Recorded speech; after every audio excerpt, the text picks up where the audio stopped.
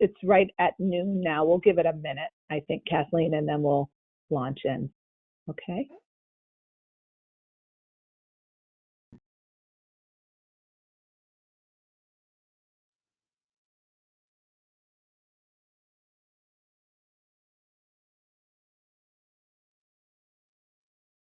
Is it raining where you are today? It looks like it. Haven't quite made it out. You know, I'm in my cocoon. I haven't either.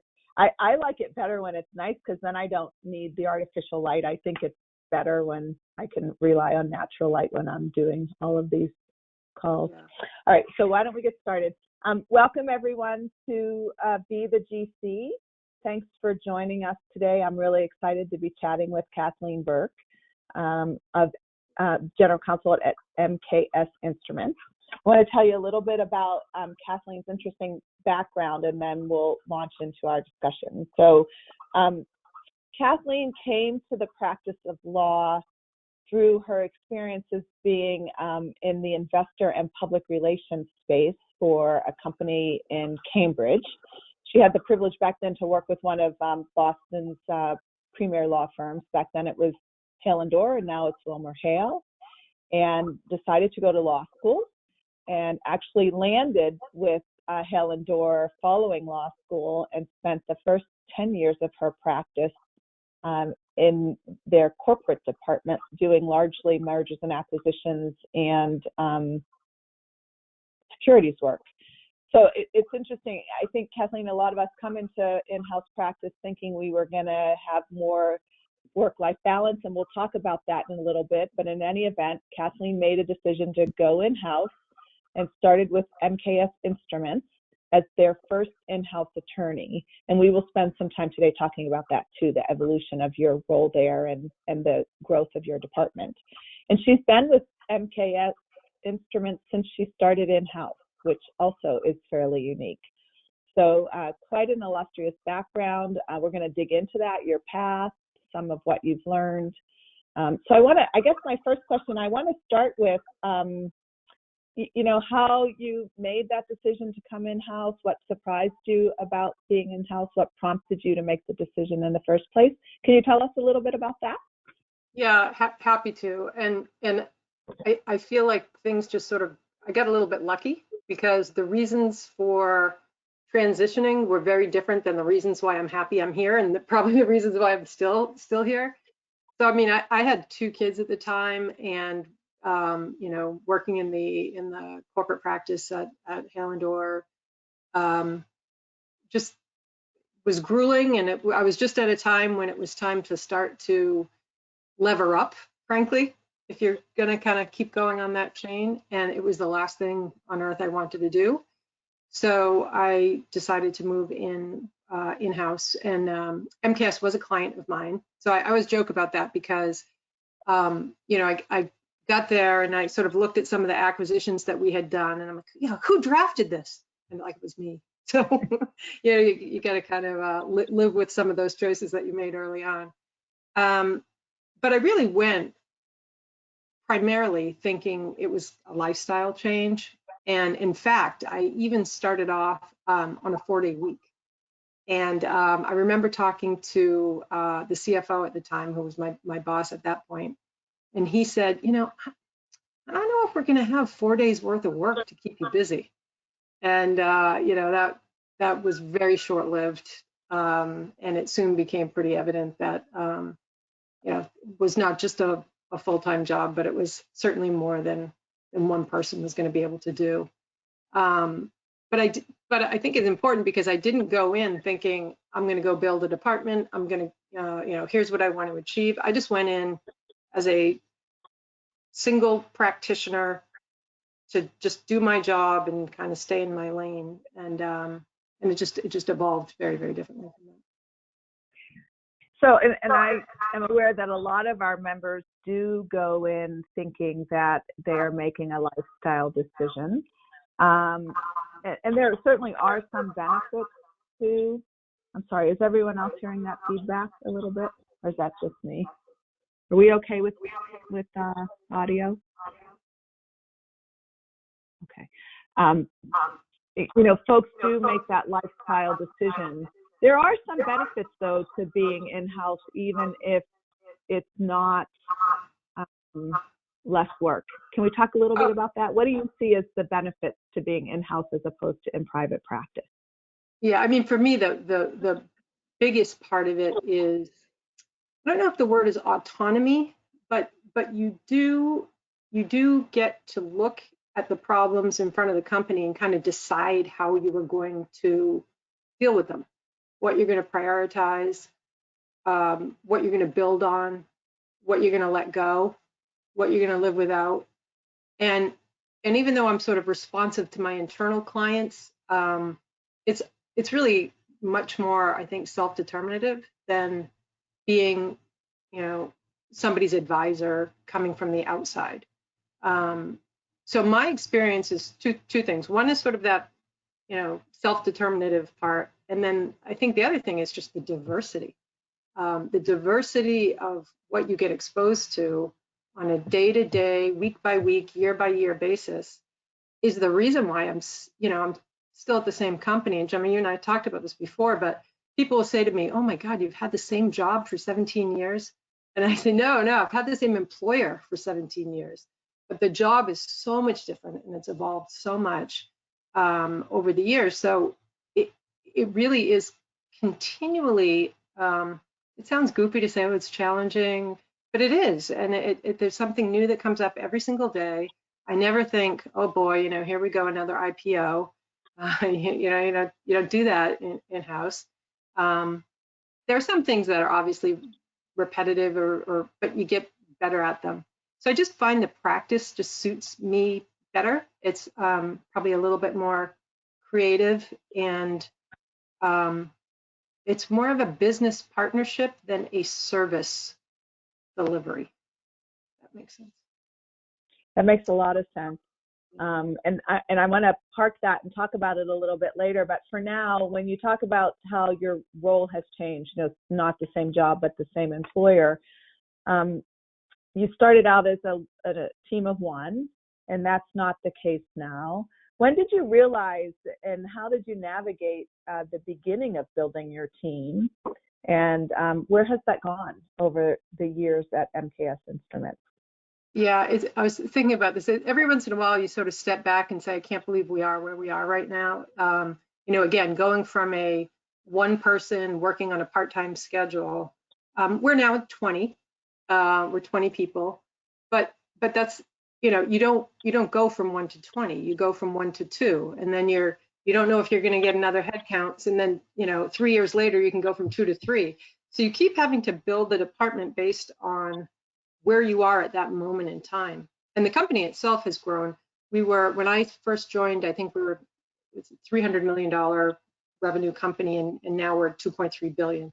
So the needs of the company have changed, the geographic spread, the industries that we're in has all changed. But it is challenging when you don't know what the end game is. And we kind of laugh about that internally within the department. Sometimes we'll say, like, all right, let's step back from kind of being in the weeds. If we were to build a legal department for a $2.3 billion company, how would we build it? And we try to get out of our way and try to think a little bit more objectively. And it doesn't necessarily mean you can turn the switch and do it right away. But it might mean, gee, we should really build out this particular area of expertise. And let's focus on that. Let's focus on growth in that area. But again, as you're adding kind of one at a time, over time, the skill sets really, I think, have changed too. Early on, you were we still are looking for just sort of like a good athlete, somebody who can do a lot of different things. But in the early days, you had to be all over the field. Now I think one of the things we struggle with is we don't want people to be too narrow in their scope. It's great that we're now 20 people, but we want to give people still the opportunity to have new experiences, get involved in things, maybe M&A that they haven't been involved in before, and things like that. So the challenge is very different today. Today we've got a whole bunch of skill sets, and you're thinking, okay, how do I help each individual grow? And then how do I make sure that that's aligning with where the company's going? And before it was just kind of, just bunker, just get in there and just get stuff done, and probably, Right. frankly, more reactive than we can be with this mass, a little bit more mass in the department. So, I did something similar in my prior role at Velcro Industries, and I'm really curious to hear, so obviously there's a mix between in-house counsel managing matters or overseeing matters, whether it be an acquisition or, just a contract or litigation, what have you. And then we've got external counsel. So when you're going to your executive management and saying, I need more budget, I need more full-time attorneys, what does that look like? How do you pitch that case, if you will? Yeah, it's not easy. It's a tough case to make. And I'll start with the context that MKS is in historically has been in the semiconductor capital equipment space, and that's a highly cyclical space. So things can be really good for a couple of years, and then they tighten up for a couple of years, and it's evolved over time. But in general, we have to realize that we may have relative high and low volumes happening in the course of a couple of quarters. So as a result, the company is very, very, very conservative in terms of having full-time staff. It wants to have a baseline of staff and then be able to pull in external resources as we ramp up in the cycle. And that's true of direct labor. It's harder, obviously, when you're talking about lawyers, right? You can't just say, okay, we're going to pull in somebody for 2 years and then let them go. That's not going to fly. And that's always in the back of my mind is I never want to ask for a hire that I think anybody is going to give me pressure to adjust down. So I've kind of philosophically want to be operating kind of at the baseline level that I feel like my team is safe in the highs and the lows. And the challenge that we've had then is, so how do you do that? And we've been experimenting with that, and particularly with big M&A transactions. Now, the difference is when you have 20 people versus when we had 4, the fungibility of the group is so much different. And then we have sort of more junior people now than we had the luxury of having before. So we're able to pull them off and say, hey, we're going to pull you into this. So all of a sudden we have a little bit more, I don't know, with the scale, we have a little bit more flex. That's internal. So that's one thing that's great. But then there's also just sort of the cost benefit analysis, and sort of the case in point there is for our IP department. We historically always outsourced all of our patent work. And we did that because we were a $300 million company with a huge breadth of technology. So the technical needs for somebody to do the patent work were just, it was kind of a mile wide and an inch deep. You just couldn't find somebody who was going to fit enough of those technological needs. Then we did a couple of acquisitions, and all of a sudden we started having enough scale. And with one of the acquisitions, Newport Corporation, we acquired an in-house patent drafting team. And so then we were at a size where we could start to say, what is the cost of having an outside counsel drafting this? What is our internal fully loaded cost? Because there's costs more than just salary. There's benefits and things like that. And then what are the efficiencies on top of that? Because even if it's a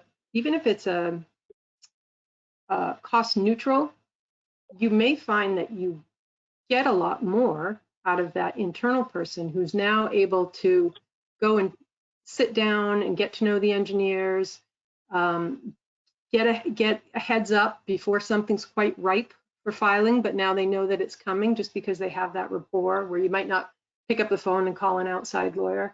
So there's definitely a dollar qualitative analysis, but I'm sorry, quantitative analysis, but there's also a qualitative analysis in terms of what is the output and what are you getting. So we have now adjusted, we now have a hybrid model for IP where we still have some work that we send outside, and that is because it's, you know, very particular work, and you kind of have a business continuity issue if you bring somebody in-house to do it, because you may not be able to have, if that person leaves, you'll be out of luck. So you're balancing all those different things. So you have that in the back of your mind, and then you're going to your CEO to make your argument. And you know, sometimes the CEO just wants to hear, what is this going to save me? So I find myself anyway talking about value oftentimes in addition to cost, because if you're talking solely about cost, you're going to lose many of the benefits that having an in-house person participating, understanding the business, understanding the risks, understanding where we can live with risks, right? That's a huge part of it too. And when I was talking about that, you know, I was joking about looking at the merger agreement. I mean, that is absolutely true. As an outside lawyer, I didn't understand the business as well as I do. I made decisions in advising the client that, you know, I wouldn't make those decisions now because I understand more that we could have completely given on this point, but we would never give on this point. So that's there's a tremendous amount of value that comes from that. Right. And there's, oh, I'm sorry, go ahead. No, I was going to say that also folds into the issue about M&A. There's you know, you can certainly outsource M&A, and we do. We rely heavily on outside experts, but I really want the legal team directly involved in M&A because they understand the business as well as anybody. And so the more involved they are, not necessarily read every document or, you know, check every box, but I want them understanding strategically, what are we trying to get out of this deal? What are the risks that you're seeing? How does that relate to our existing risk profile? What do we have to identify to management? What do we have to drill down on, and what can we live with? So for me, having the in-house team involved in M&A is absolutely essential. And you said a few things. So thinking about developing your team, some of the junior lawyers that you have, early on, you talked about being more of a strategic partner and not just strictly providing or dispensing legal advice. And then this balance, right? Not just cost, but looking more at the qualitative. And it's interesting. So a corollary that I have is that I'm dating myself now, but back in the 90s when open source software was somewhat of an unknown, you know, you could have gotten somewhat of a theoretical analysis from external counsel, but I had the opportunity as in-house attorneys with my in-house team to really look at the costs and benefits to the business and bring that extra level. I'm curious about, as we talk about this space and your team, and you mentioned, you know, developing teams, your team and some of your junior members really ensuring that they've got a solid career development plan, and thinking about the strategic value as opposed to just the cost, and then layering on that this concept of being a business partner. What do you think about how to allocate work? I mean, does it make sense to allocate sort of the lower level, easier work out to external counsel? How do you justify that? And again, I'm sort of just wondering, as we talk about this for, you know, our members, what might be a suggested approach when we think about these various levers that you've laid out here? Yeah, I mean, it aligns exactly with what the legal team as a group we developed a 3 to 5 year plan a couple of years ago. Once we had a couple of these acquisitions, and all of a sudden we were growing so fast, and we realized we need to have kind of a long-term vision as to where we want to be headed, so we can, you know, slowly start to point the ship to that direction on the horizon. And one of the things that we realized in doing this 3 to 5 year plan was that one of our biggest needs was to take things out of the legal department. So, as lawyers and as, hard workers and such a smart team, everybody's sort of, how can I help? How can I help? How can I help? And over time, we had sort of acquired elements where we probably weren't the best resource to use for that. And one example is business continuity planning. Somehow that just kind of fell through the cracks. It wasn't something in retrospect right now, and after post-COVID, it's like, how could you not have valued that? But this was many years ago, and nobody was really taking ownership. And all of a sudden, the legal department ended up owning that. So as we looked at the department and said, where do we want to be using our resources? You have to think about where is it where, we're not the best resource to move this forward. And we have since found another resource to move that forward. So some of it's just taking stuff off. The other thing, though, which is kind of more relates to what you were talking about, is some of the contract work. We realized the businesses were relying heavily on the legal team to make basic business assessments about contracts. And that's not a cost-effective way to use lawyers.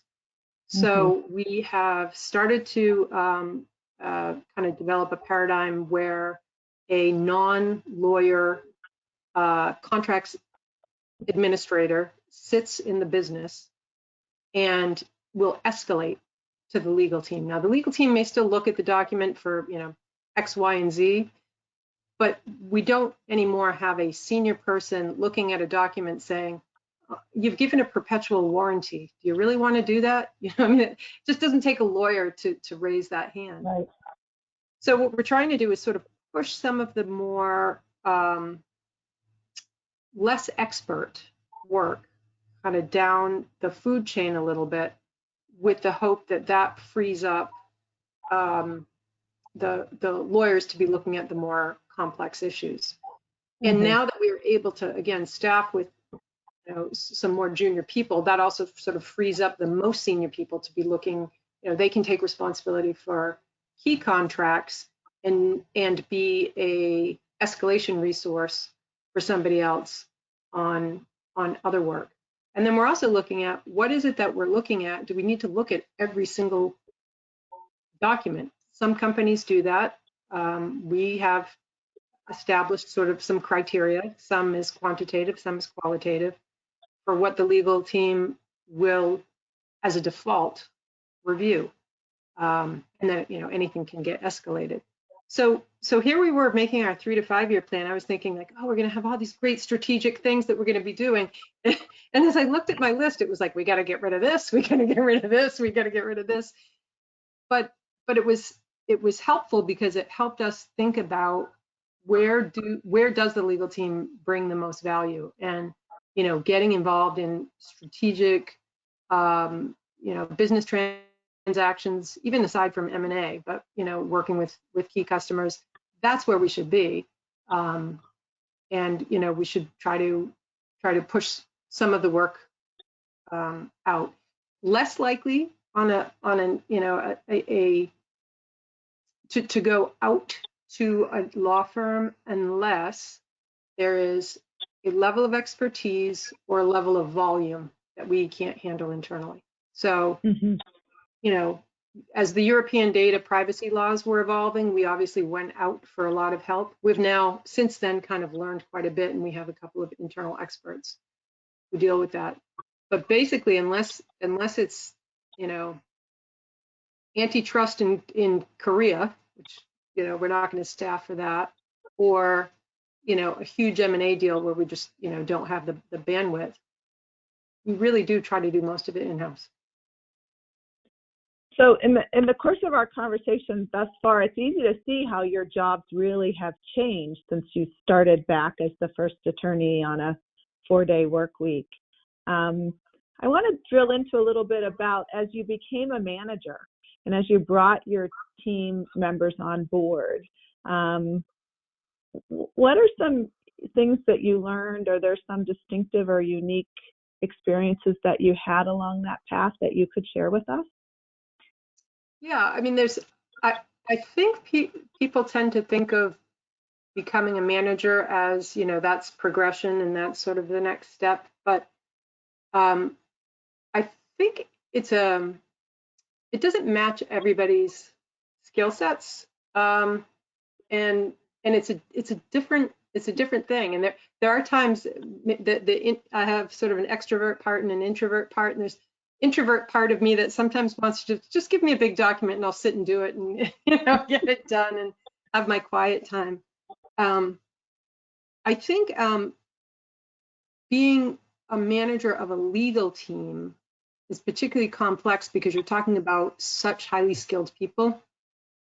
And I gave this analogy to a friend who has nothing to do with the law. She's in medicine, and she made a comment to me once about, oh, what do you know? All you do is tell lawyers what to do all day.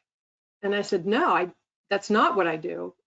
If I was hiring people who needed to be told what to do all day, I would be a disaster. You'd never want to be in a situation like that. So what I said, and this sounds super hokey, actually, I'm kind of embarrassed that I'm even saying this, but I said it's being a general counsel or being a manager is almost more like being a conductor of an orchestra, and you have, the violinists who are so skilled at what they do, and you have percussion that is so skilled at what they do, and you're trying to drive everybody to kind of make this productive output together, and allocating resources among them. Like, we need more strings, right? And it sounds super hokey, but I actually think it's pretty true. You should, as a manager, I feel like my job is to, first of all, find the smartest people you can and the best athletes, and then to align their work with the ultimate strategy of the company. And if you've got the right people and they have the right motivation, you're just kind of keeping everybody on track. And one of the other things that I think is probably one of the biggest parts about being manager, or being general counsel in particular, is a huge part of my responsibility is just communicating. So communicating the executive strategy to my legal leaders, communicating things that they're finding to, the executives, or communicating to the board what the issues are. And so you end up just being somebody who's relaying the information to kind of keep everybody in the loop. But yeah, so being manager to me is if you can align the business goals with your individual contributors, and then find a way to allocate the resources so that we can ultimately achieve the business objectives, then you're doing your job. Mm.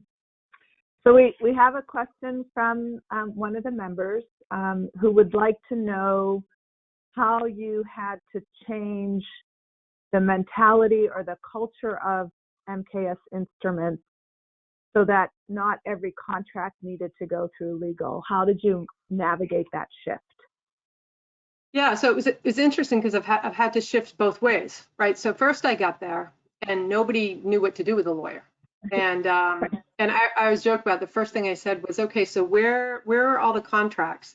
And the answer was, well, Bill's are in Bill's drawer and Susie's are in Susie's drawer. And so we didn't even have a contract system. So a lot of the time early on was spent sort of showing the value of what legal advice could do. There's some areas where, on the board and things like that, I think they were the ones who said, hey, you're a public company, it's time for a lawyer. So there's some people who understood it, but for a lot of other people, it was more of a journey to help them understand why there was value.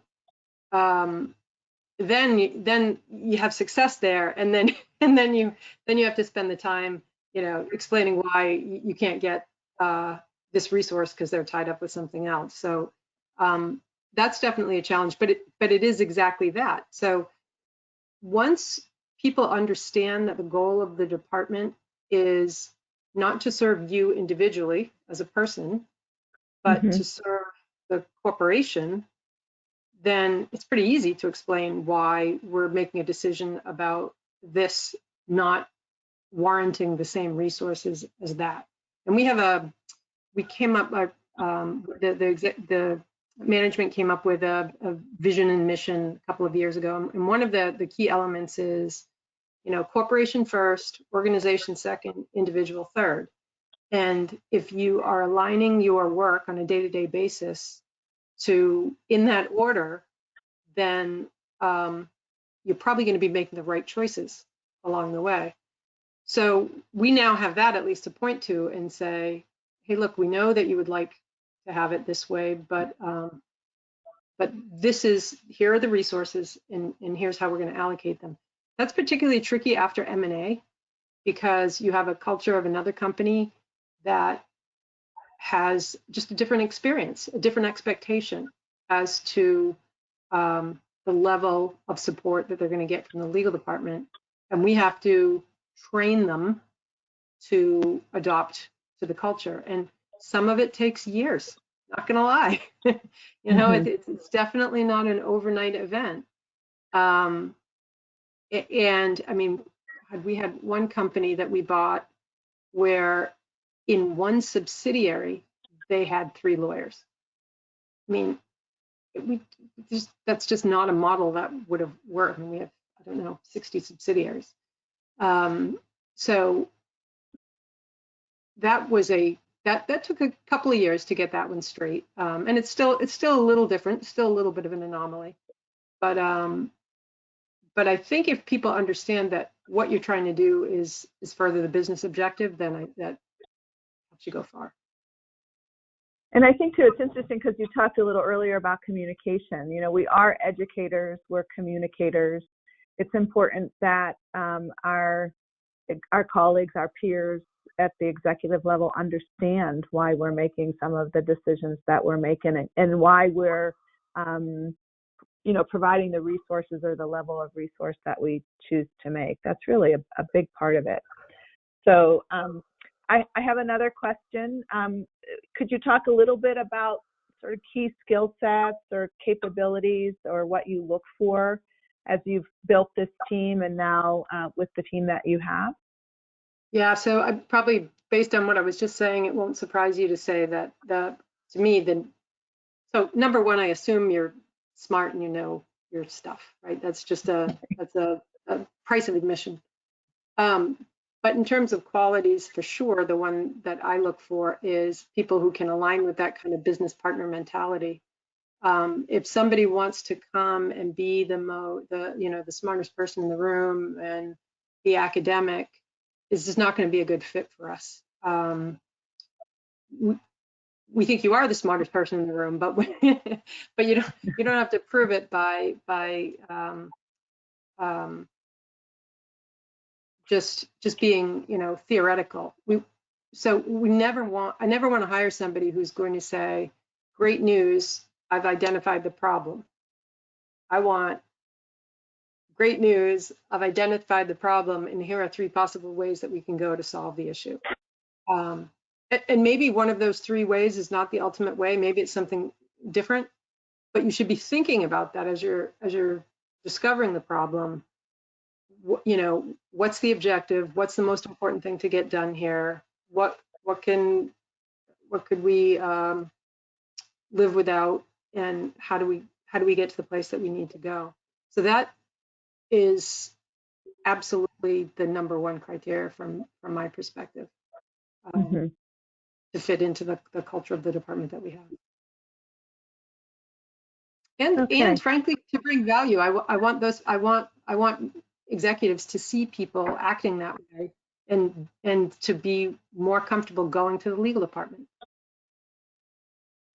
Right, when we can engage in thorough business discussions and understand the risk profile of the companies that we support, it really makes a big difference in the way then that those business folks come back and engage with us, as opposed to, as we talked earlier, just the dry theoretical black letter law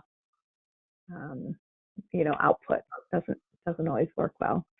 So another question from our participants, any tricks on controlling costs within the department? Yeah, well, I told you we keep a baseline. So, I mean, I have busy lawyers in my department, I'm not going to lie. There's a lot that's everybody is individually responsible for. We do make decisions a lot about what we really do need to ask when we pick up the phone to speak with outside counsel. We don't want to say, hey, data privacy, what's that about? You know, we want to have done our homework and then have a, you know, kind of a pointed question. Now, sometimes it's new law and you need a 101 refresher.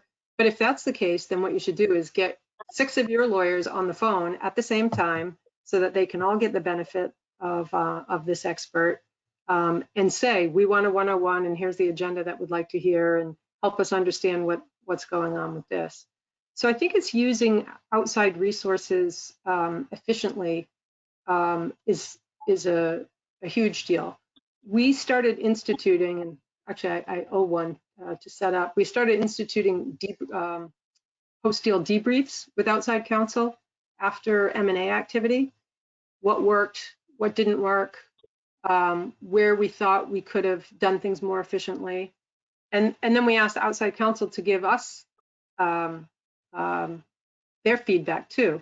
And it's gotten to the point where they are willing to share things and say, well, gee, you know, we attended these meetings because they put 6 of us on the invitation, and now I have to go to the biz dev guy and say, okay, we need to work on that. So the next time you're doing that and having these, you know, all day due diligence sessions, come and check with the legal team about who should be participating on them. So again, I guess it comes down to communication, right? And expectation. But it's also like I said, it's being disciplined about, you know, what it is that you go outside for. Mm-hmm. You know, it's interesting. I was actually talking with a member earlier this week who had instructed external counsel, and the budget was dramatically off from what the actuals ended up being. And when we looked at it and took it apart, there were some of those issues around managing external counsel, and I think we all can, you know, learn to do that for our companies. But I also noticed that there was an issue in working with this attorney on how the business in the first instance had defined the scope and how the scope had really evolved. And I thought to myself, you know, if someone was watching that, so let's just hypothetically say, you know, at the beginning it was just X, we're going to negotiate just one agreement. And it turned out that there was additional agreements or business requirements weren't clear, whatever it is, that if we can catch those along the way so that at the end of the matter, and I think this happens a lot in litigation as well, where all of a sudden, you know, your budget was X and it ends up being 1.5 times that or 2 times that. If we're watching as we go and understanding where there are changes, we can manage it a little better internally. So that it was a lesson for me as well in working with this a mentee of mine to say, really kind of management and governance as we undertake these large projects is really an important piece. Yeah, that's certainly true. And I think in an area like litigation, it's so easy to have that run away from you. Yeah. So we have another question here. So the member's wondering how much time is spent offering advice to the company, setting strategy, and how has that role evolved for you over time? And then the second part is, how do you demonstrate that value of that evolving role? The offering advice part has declined. You know, I like to think it's important advice. I like to think that it's critical, but the time doing that is definitely less today than it was before.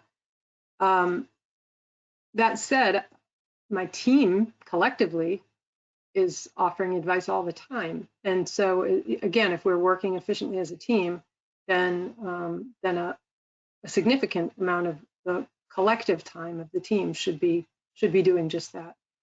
And that's why we want to get rid of those areas where it's not really advice, it's just kind of processing. We want to sort of push that out. That was advice. The other one was, what was the second part? Sorry. That's okay. Here, let me read. So, how the role has evolved or changed for you. I think you touched on that, right? Where at the beginning you were doing it more. And then, so we actually have another question, and I'm eager. I was going to actually move us towards this anyway.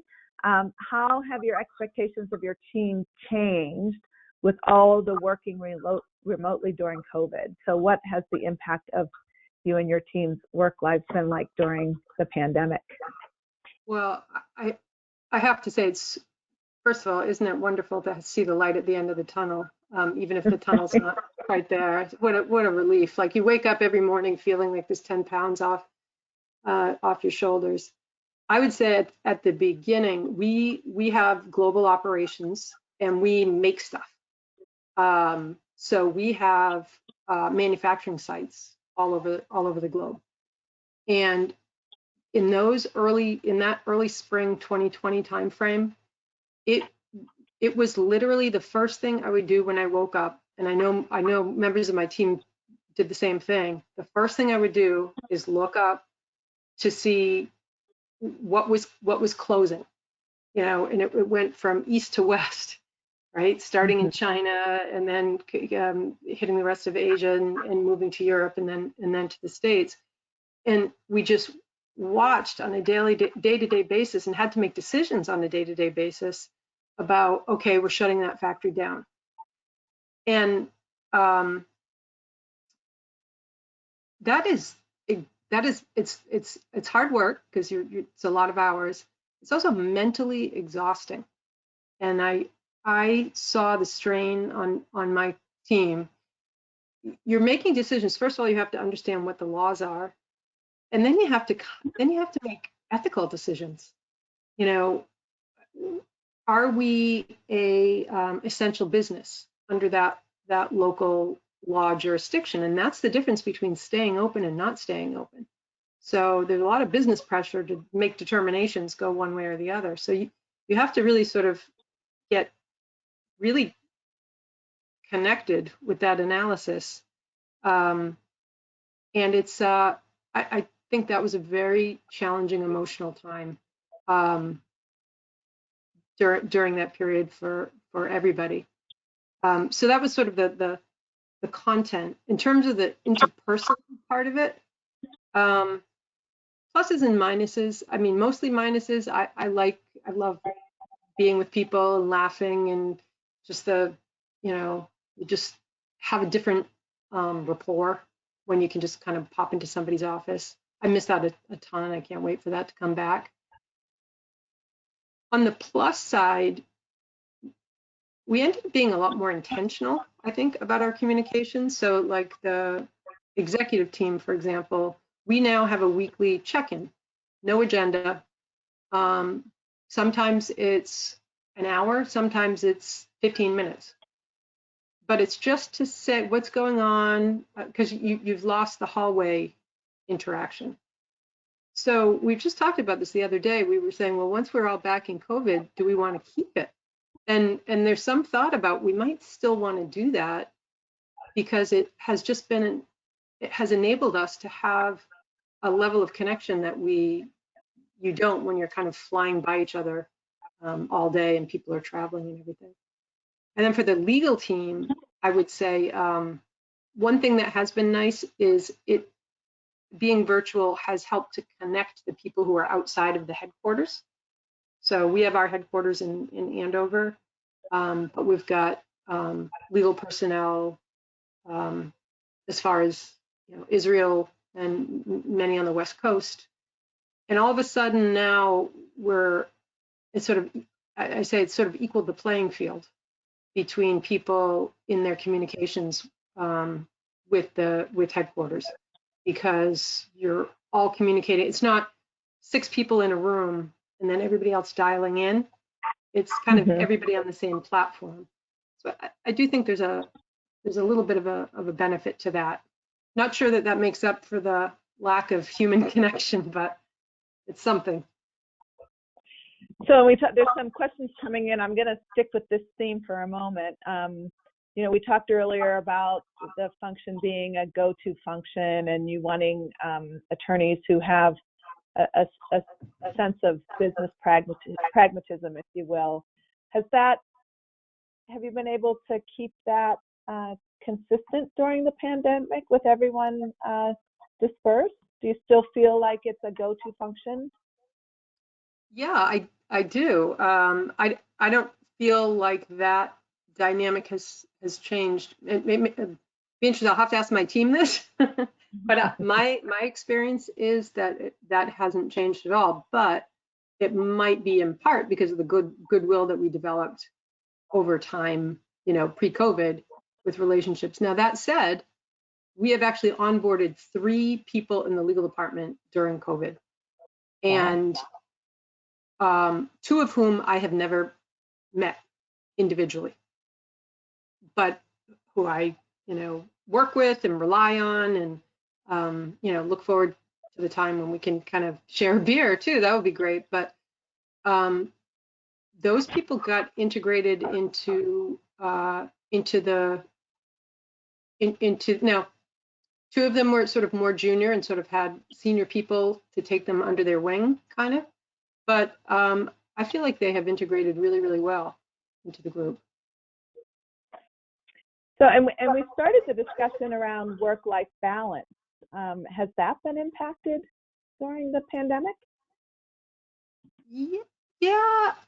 Again, pluses and minuses there. I mean, it's nice to not have to put on pants that button. or you know, bother you know, driving to work and those things. I'm not sure that it has completely changed the amount of work, but it has eliminated the sort of non-productive pieces of my day. So I guess I'd rather work an extra half hour than commute a half hour. And it is nice to be able to be at least home to see the interactions going on, even occasionally. I do tend to hunker down and sort of stay in my lane at home, but you still have a little bit more interaction with the family, so that's been nice. I'm amazed. We just adopted during COVID. We adopted a remote work policy, not just for COVID, but long term, which, you know, shockingly we didn't have. So we were certainly behind the curve as a company for that. And, you know, quite a few people, and definitely quite a few lawyers have elected to say maybe not completely fully remote, but maybe 2 days a week remote. So people are liking it. There are aspects that people are liking. I do have a son who, you know, missed his prom and his high school graduation, and is having a pretty different freshman year of college experience than I had. Very different. So, you know, on the personal level, obviously there's been a huge impact there, but this too will change. Yeah. So I think we're going to have some questions that we're not going to get to during the hour we have scheduled, Kathleen. So we'll, just so that everyone is aware, we will regroup. And as we did one time previously, we'll either release another follow-on short 10-minute video to address questions, or we'll get the information that you're seeking out to you. There's a few here that I'm not going to get to. We only have about 10 minutes left. Kathleen, I wanted to talk with you quickly about you've been on the ACC board for quite some time, and you were instrumental in developing our Next Gen committee and the Next Gen activities. Can you talk to us a little bit about that? Yeah, I mean, the ACC, I know I'm preaching to the choir here, but by far the most valuable resource when I moved from the law firm to in-house. I mean, the bang for the buck amount of information that you get is just, there's nothing that compares to it. So, you know, I immediately realized how valuable of a resource the organization was, and really having not known much about it at all from when I was at the law firm. So I did get quickly involved in the board. I was on the board for 11 years. I was president a few years ago. But yeah, I would say and I actually worked on the Women's Initiative quite a bit too, developing that. But I do think that the next gen is probably my personal proudest accomplishment, and I did very little for it.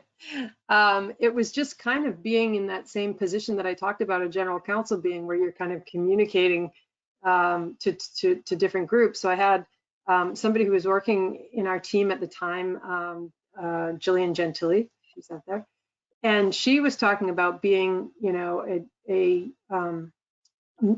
new in-house lawyer, and how she was, the needs that she had, and the wanting to connect to other people who were kind of in the same shoes as she was. And our department at the time didn't have peers for her.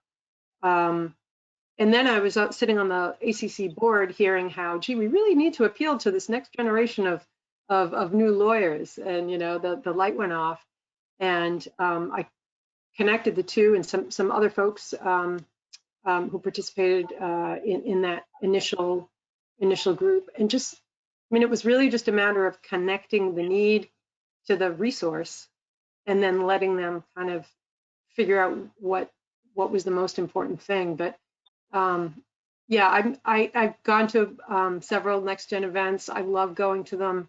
I love talking to people who are kind of new in their careers, and understanding what they're kind of struggling with, or what motivates them. It is a different generation. You know, you have to have an open mind, and think.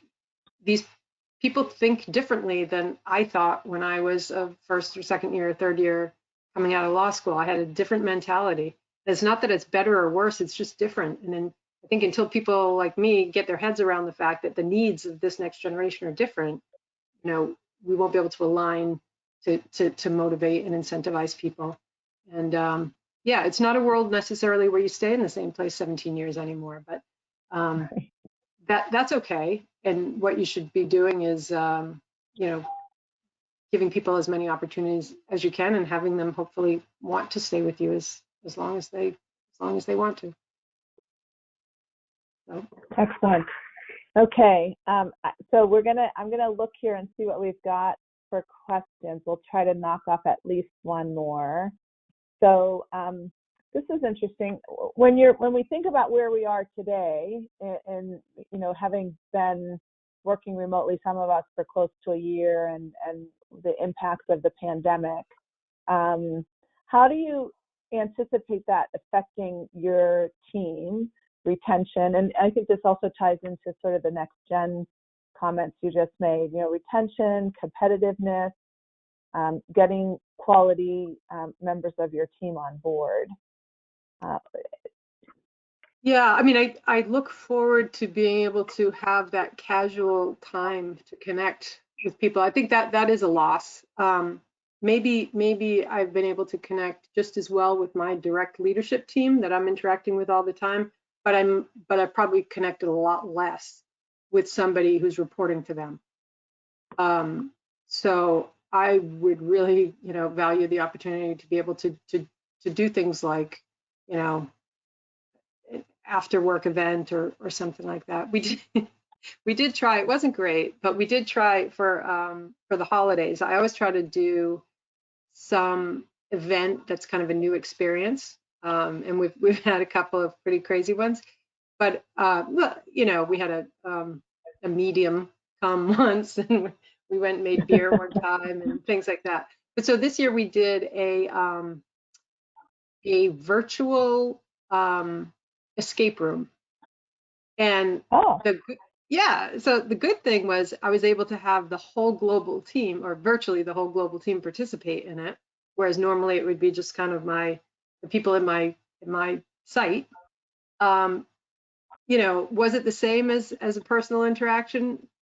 No, but at least it was a way to do something that was non-work and a little bit bonding. It was fun to watch how some people are really, really good at that. So you know, but again, I just don't think anything replaces being with people. For sure. I'm not sure if I answered the question. Sorry. I think so, yeah. I was going to say, I actually did an actual escape room with my team a couple of years ago, and that was really fun. I really enjoyed it. So I'm intrigued by this concept of a virtual escape room. I'll have to check that out. I'll send you the link. Okay. All right. Well, we're just about at time. Kathleen, this was a pleasure. It went by very quickly. When we got the 15-minute notice, I was really taken aback. I had no idea we had been talking that long. So thank you very much. As I said, there are a couple of questions. So for everyone who's listening, rest assured, we'll take a look at those and figure out the most effective way to respond to those questions that we didn't get to. Please check out our website for some upcoming webinars. That we have some really interesting things that'll be coming up in the next month or so. So please check that out. And stay tuned for another announcement on the next Be the GC. Kathleen, thank you so much for joining us. It was great to see you. And thanks everyone for taking the time to spend a little bit of time with us today. Take care.